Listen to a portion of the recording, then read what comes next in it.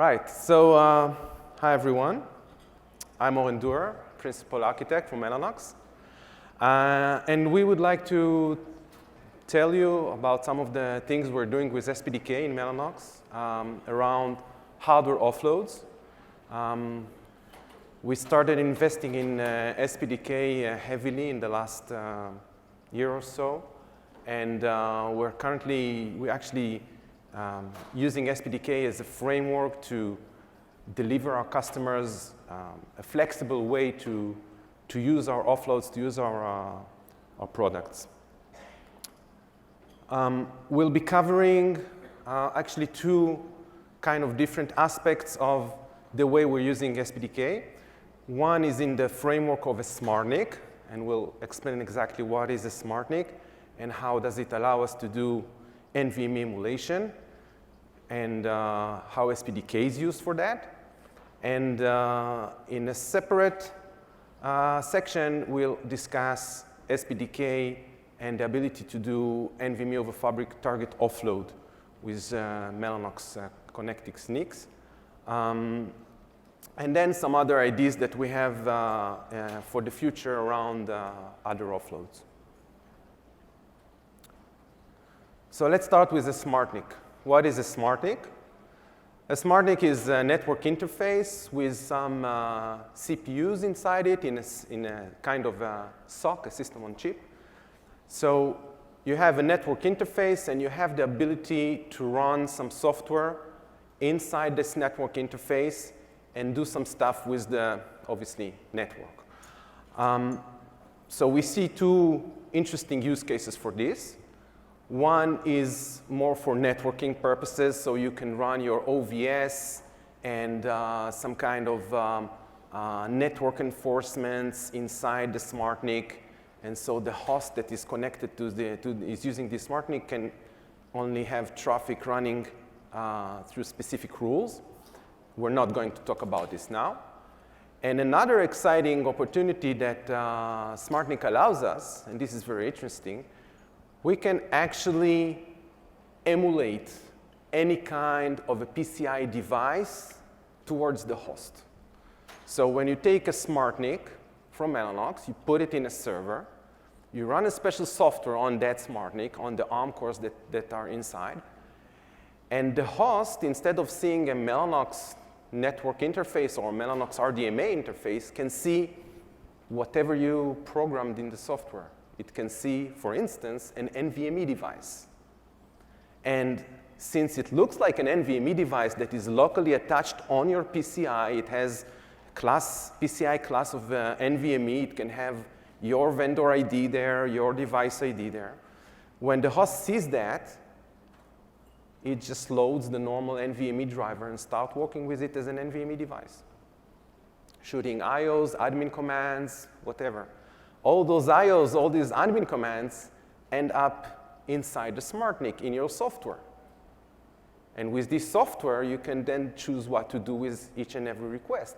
You can service it, you can send it to a network, wait for a response, do some manipulations with the request, maybe change the LBA addressing, maybe decide where to send it on the network. You can even change the data.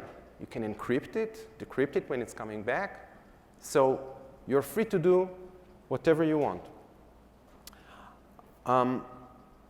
This is the marketing slide on what's the big advantages of using it. I guess you can all agree that it's giving a lot of flexibility, a lot of options, like, for instance, serving bare metal servers in clouds.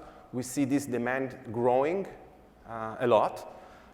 So if you have a bare metal server and you still want to give NVMe volumes and you want the NVMe to come from a disaggregated storage server, then you can use this kind of technology.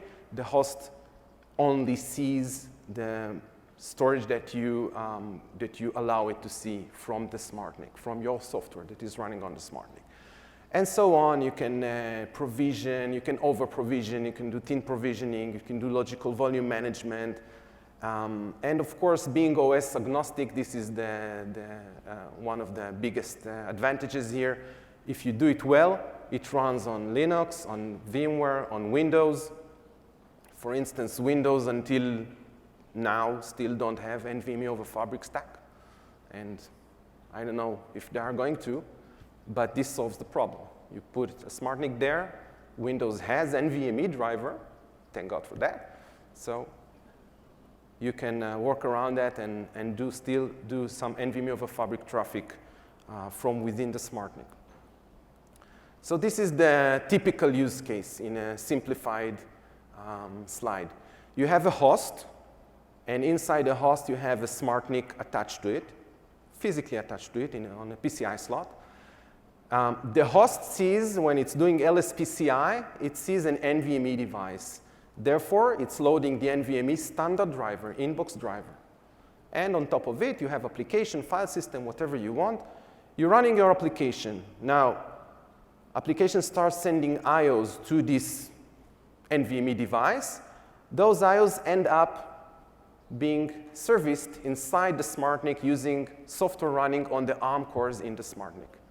So what's the best framework to put inside the SmartNIC so that customers as you will be able to do something with these IOs?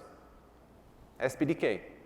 So we put SPDK inside the SmartNIC, and we have like an SPDK emulation connector, I call it here. And this is the connector that gets the requests from the emulated device that the host is using. And from there, it's standard SPDK stack. So all those IOs are being submitted to VBDevs and the BDev layer. And from there, it can go out using any of the available SPDK BDev drivers. For instance, it could be the NVMF initiator, but not limited to. You can do the iSCSI, you can loop it back into the kernel and use whatever POSIX drivers you have in the Linux kernel running inside the SmartNIC. Anything you want, really. So what we explain customers is that using this, you have two options that you can use together or separately as you wish in order to achieve your goals. If your network protocol is one of the natively supported protocols with SPDK, for instance, let's say it's an NVMe over Fabric protocol, then you already have the network driver. You can put your secret sauce, your secret advantages that you want to put. You can put it as a VBDev. Therefore, you can see every IO request coming in. You have the chance to manipulate it, change it, redirect it, put it on this BDev, on another BDev, and send it down the stack. That's one place you can utilize. The second place is, let's say you have your own proprietary protocol, not NVMe over Fabric, some other, hopefully, RDMA protocol. In that case, you can just implement your own BDev driver, and there you go. I mean, you have SPDK, you know the APIs, you know how flexible it is, you know how it's tuned to be thread safe and lockless and memory management. Everything is already figured out in SPDK. You don't need our assistance for that. All we need to give you is this connector, and you're done from there. So this is how it looks like when you drill a bit down. So there are three things that such an emulation software needs to take care of. Three things that such a connector, an emulation connector, needs to take care of.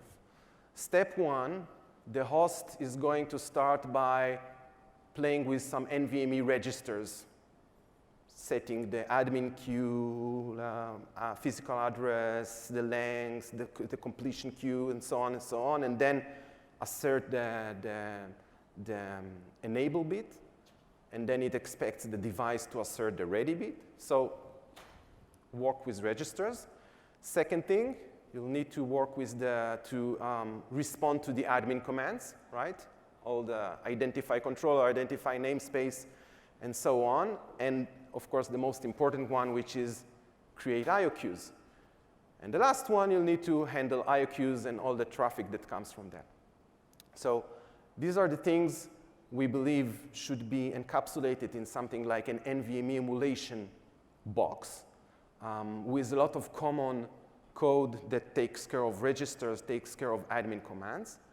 But we believe that each hardware that will enable such a functionality will have its own way to communicate with the hardware in order to get these three things: the registers, the admin commands, and the IO commands. That's why I draw here like an emulation driver. So this is a vendor-specific driver.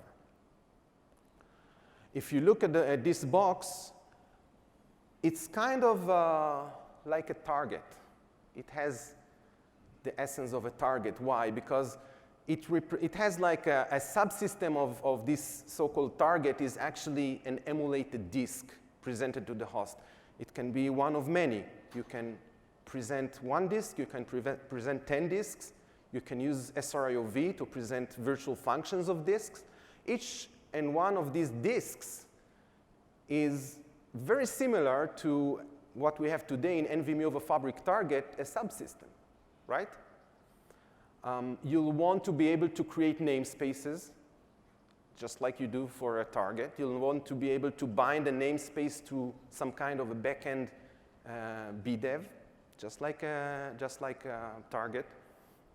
But other things are irrelevant. For instance, you don't need to create ports and set a subsystem, assign it to a port and things like that. So it's something in between, but looks like a target. And of course, like the target, it generates reads and writes requests towards the BDEV layer. And then the common code would be the NVMe controller, right? So serving all the admin commands, serving all the registers, and parsing them and doing the right thing. So this is something we would like to do together and propose to the community to help us develop something like this and put all the right APIs in place. In general, things like register a new emulated drive and register a new emulated disk and get notifications for registers that the host has been changing and be able to change those back and so on. I listed a few of the conceived APIs that we might need. So we have this running actually in a demo just outside this door. And so far, without doing a lot of, performance improvements and optimizations, if we just terminate the traffic inside the SmartNIC with the SPDK null BDEV, we can see as many as 2 million IOPS being served to the host. It's very nice. If you take it further and drive them using the NVMe over Fabric initiator in SPDK, we can see 1 million IOPS. And again, this is just out of the box. We didn't yet, and we have a lot of ideas on how to optimize it, which is some other topics we would like to investigate together.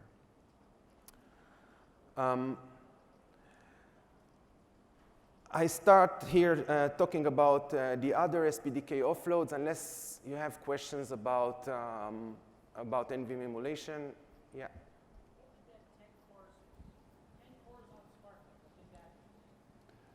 10 out of the 16 that we have. 16, we have on Bluefield, we have 16 ARM cores. So to see the numbers that I quoted there, we used 10 of those. Yeah. Okay, we'll have more opportunity in the end of the. Okay, now we have a lot of offloads that we would like to integrate into SPDK in our NICs and smart NICs. But for that, we'll need some kind of framework in which an application such as an NVMe over Fabric Target can interrogate and get internal information from the end devices or the devices along the way, so that such a feature can be used. So, for instance, in the example of offloading the target traffic directly to an NVMe disk, which is something we already showed last year. Today we have it already running in a demo. Sasha will show you the results.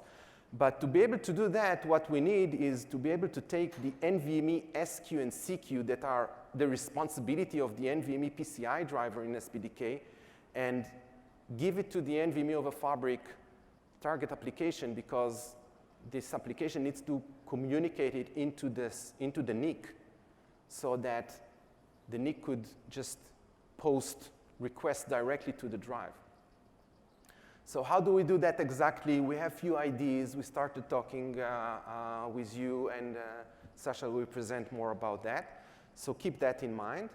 While you're thinking about that, think about other kind of offloads that we're starting to look at. Our future NICs will support inline crypto, inline other things like logical volume management, RAIDs, things like that.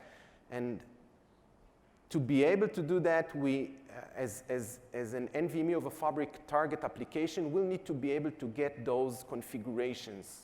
Okay, so imagine that the NVMe over Fabric target was assigned with a namespace that happens to be a RAID 10 VBDev, and this RAID 10 VBDev is using 4 NVMe drives.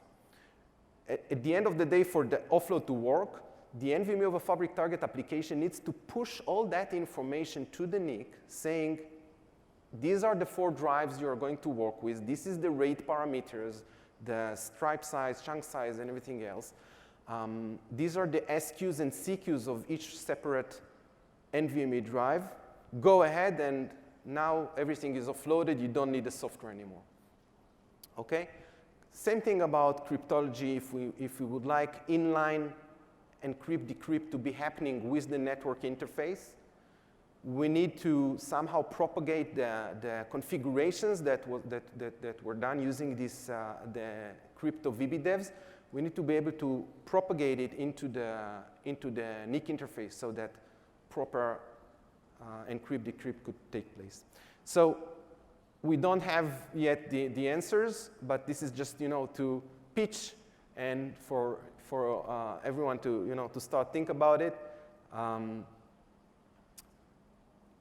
Okay, so now about NVMe over Fabric target offloads and the work that was done. And later, if you have more questions, feel free. Thank you, Oren. Hi, my name is Sasha Kotchubievsky. I manage Mellanox group responsible for SPDK activities, a very small but growing group. And I'll update you about work that we do last half year and about our progress, and I show some results for SPDK over Fabric target offload. So I'll start with brief introduction to the technology. If you're looking to spec, you can find that local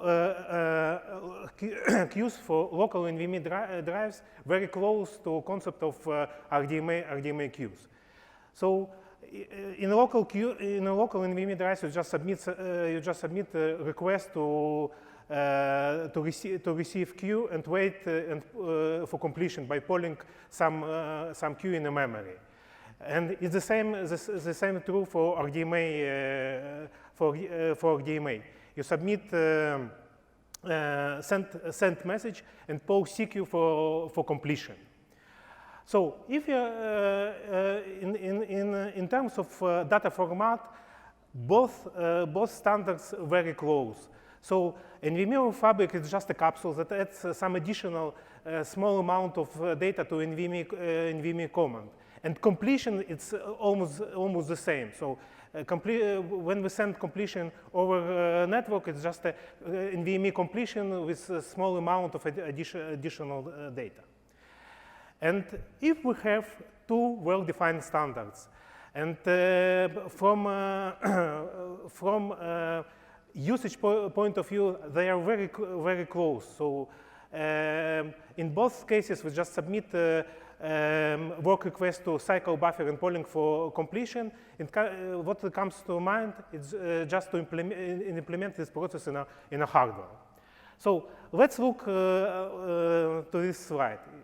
This slide represents high-level diagram for SPDK NVMe Fabric Target, but it's same as for any kind of NVMe Fabric Target.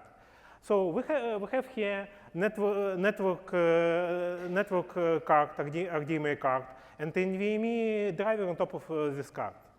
And we have two hosts connected to this card. Each host open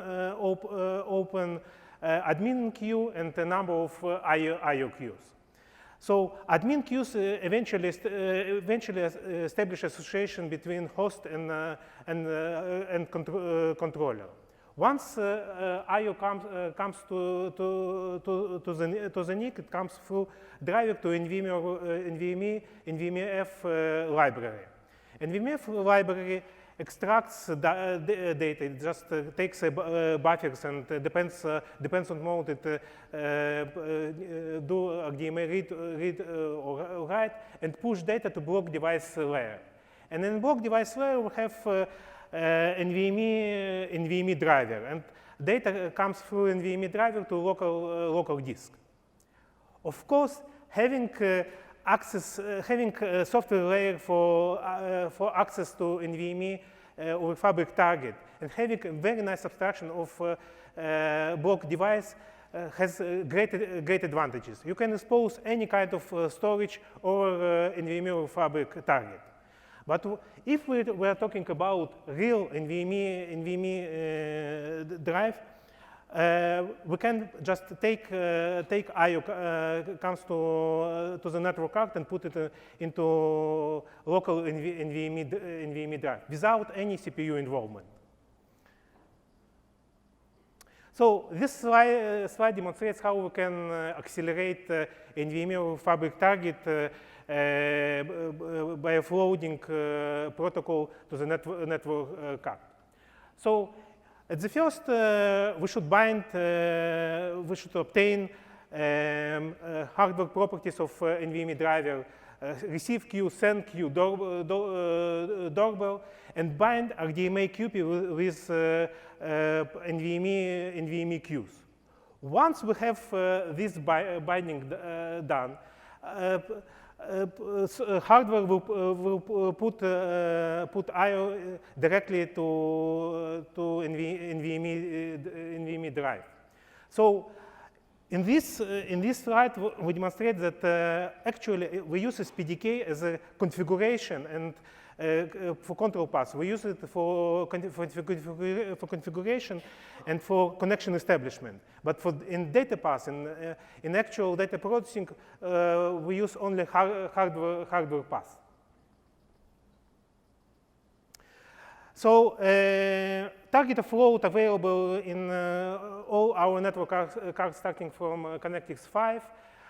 We have working code. We have a demo outside this and it's available as a technical preview. This year, we're planning to submit all patches, all our work that is done in SPDK to upstream. And let's talk about changes in SPDK. So in this diagram, you can find high-level diagram of SPDK architecture. So I put here only relevant blocks. And so at first, we have a special API, user space API for configuration our hardware. So this API can be used in any kind of application, not only in SPDK. So this API and integration of this usage of this API in SPDK, we call it vendor-specific plugin. If we have a new interface, we should use it in RDMA transport, and we changed also NVMe Fabric Target library. And Unfortunately, we have to break nice block depth abstraction because we need access to underlying properties of NVMe drive, like queues and doorbell, and we did it. So more than we did some changes in the core infrastructure of SPDK. Today, SPDK implements by default round-robin policy for spreading queues over available cores. If we have offloaded subsystem, so if we configured our subsystem as offloaded and we have capable device, we don't need. We can concentrate all QPs serving this subsystem on the same core.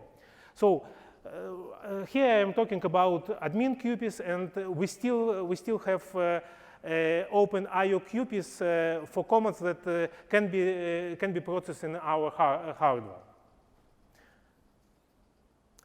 But if we are talking about future, we see that in a different way.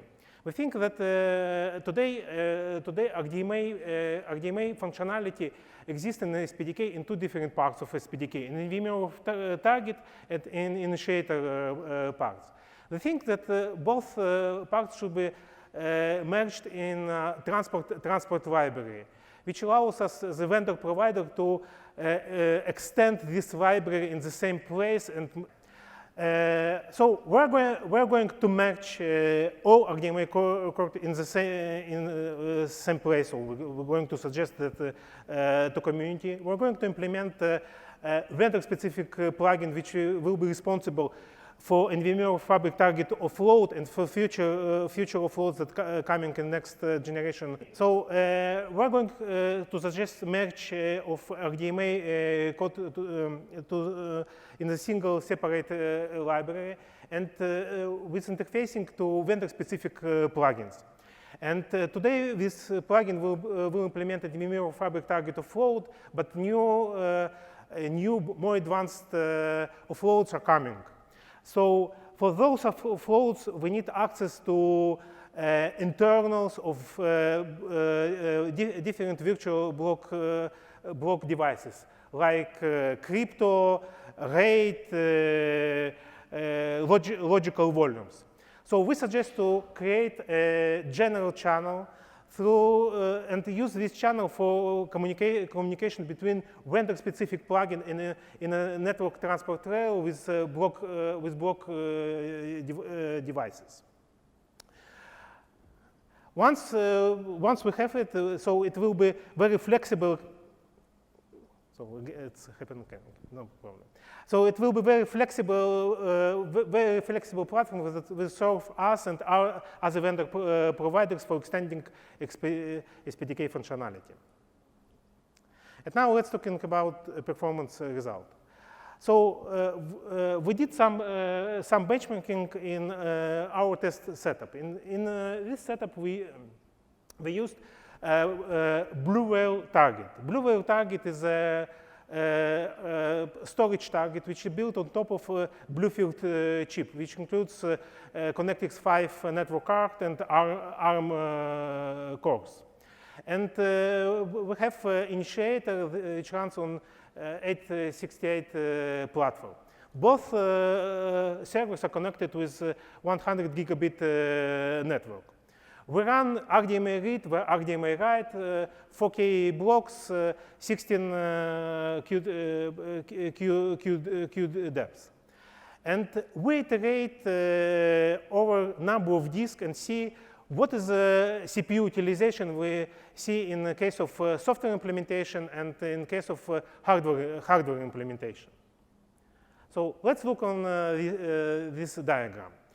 So vertical bars represent IOPS. You can see that IOPS are very similar. Even hardware offload overperforms software implementation. Standard SPDK target implemented in software. But very important is the lines. Lines represents core utilization. And In the case of software implementation, we need, in our platform, we need about 2 cores for serving one NVMe disk. And in case of hardware offload, we need only single core running SPDK for control paths, for connection establishment. So in both cases, actually, we can go to maximum throughput of our network. And in case of offload, we need just one single core for serving all possible data coming from one port of 100 gigabit network. And other cores are available for your applications. This slide represents the same result for HDMI write. So let me summarize. So we have, I think we have a great technology which allows to free CPUs for application use. We have, because both standards, NVMe and NVMe Fabric, well defined, and very close from semantic point of view, the implementation very straightforward, very efficient, and runs very well on real hardware. Let me talk a little bit about our demo. So in our demo, we demonstrate both technologies working together. So we have Blue Whale appliance. We have Windows host with Bluefield adapter. In a Blue Whale appliance runs SPDK on single core, and Bluefield adapter in Windows host emulates NVMe local drives. So in our case, we run SPDK also on a Bluefield adapter for additional processing. And just for demo, we choose to add logical volumes. So SPDK, so data comes from host or PCI bus to Bluefield inside Bluefield adapter, and we utilize our hardware capability of snap technology, and we handle this data in application based on SPDK. And after that, data comes through HDMI network to remote target. In a remote target, we use only single core for handling all data. Yes? So my question is, do you know any effort to have something like ISL on ARM processor, because you have utilized ARM processor on your own SmartNIC, if I'm understanding correctly? Yeah, because ISL is very powerful, but we are concerned about the performance of ARM processor, especially for adding complex features. I'm sorry.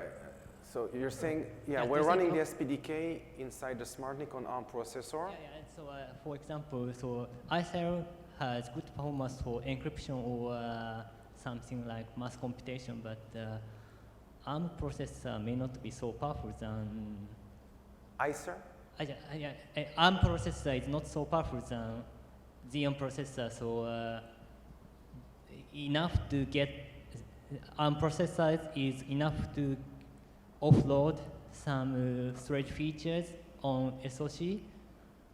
So in case of NVMe Fabric Target offload, we don't use ARM processor. So it's done in a special hardware model. So it's powerful enough to, so as we demonstrated, it's powerful enough to get full bandwidth of 100 gigabit of offload, all data coming through 100 gigabit port, at least. Yeah. But even when we do run SPDK on the ARM cores without using this latest feature of offloading, we still see about 3 million IOPS being able to be served by these 16 cores of the SoC. Yeah, I think what Shuhei was asking about, are you guys familiar with ISA-L? ISAL, okay, ISAL, yeah. So I think he was asking about.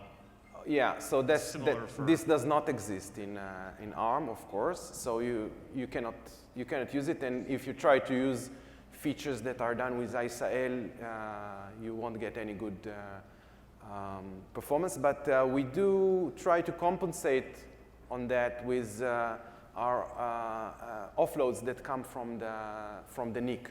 For instance, in the next revision of the ConnectX family, we're going to have crypto capability inside the NIC in line with the network. So we don't have ISAL in ARM, but we will have encryption, decryption part of the network transport. Yeah. I have a similar question. I think everybody has the same question, which is that I've used the NVMe over Fabric with RDMA, but without the offload. And it was very, very good performance and pretty low latency. But the question is, how does the latency of chaining things sequentially through the SmartNIC, multiple cores, how does that compare with, let's say, a single chip switch, okay, which also adds some latency in experiments that I've done. So you're referring to the NVMe Snap, the emulation kind of. So it will always be better if you could run the NVMe over Fabric protocol directly from the host. If you have this option, it will be faster because you're accessing the hardware, the network directly and shooting the IOs from there. Obviously, if you have to stop by the SmartNIC, processing software on ARM, and continue from there, you're getting some latency penalty. But this gives you the ability to run plain NVMe on top at the host side. So we see something about, I showed in the slides, between 10 microseconds and 20 microseconds. Depends if you need to go all the way outside the network or if you stay local. That's the penalty of using it. So it's pros and cons. You should decide. So can I ask a question on this? Where are you? Okay, so I have one question here. So I have one question on the NVMe emulation model. How flexible software can emulate the device, right? So let's say, use a very simple example. I mean, if you get register write from the host, from PCIe is a TLP, right? It's a TLP over PCIe. So once it comes into your device, what does the software module say? Like, does it say the TLP, or does it say something you already translated in something? So with the registers part, okay, I saw three parts, right? You have to deal with registers, you have to deal with admin commands, and you have to deal with IO commands. For the registers part, it's not possible to delay the TLPs until software answers. So what we do is a trick. We actually acknowledge the TLP immediately in our hardware, and later on we signal the software that there are changes in the register. So asynchronously, software can fetch the registers and see what happened. Luckily, with NVMe, this is all you need, because NVMe spec does not imply any side operations that happen because of reads, for instance, from registers. Okay, so you can safely give back the value that you had saved in the registers. So how about controller enable bit? Because in the NVMe, right, you have a controller enable bit. Enable bit. Yeah, yes. when the NVMe driver writes it, you need to notify the backend emulation, right? So you have a special handling for some, specific register. So as I said, the host will set the bit, the enable bit to 1. Right. The hardware will send through this vendor-specific channel, will send an event saying, go look at the registers, they have changed. Software will read the registers, will look and see that the enable bit is set to 1, and will read the other registers, will see the admin queue location, the size of it, everything, and will ask to set the ready bit. And since the host is now polling on the ready bit, soonly after it will see that it's ready and continue from there. Okay, thank you. Thanks, man. Other questions?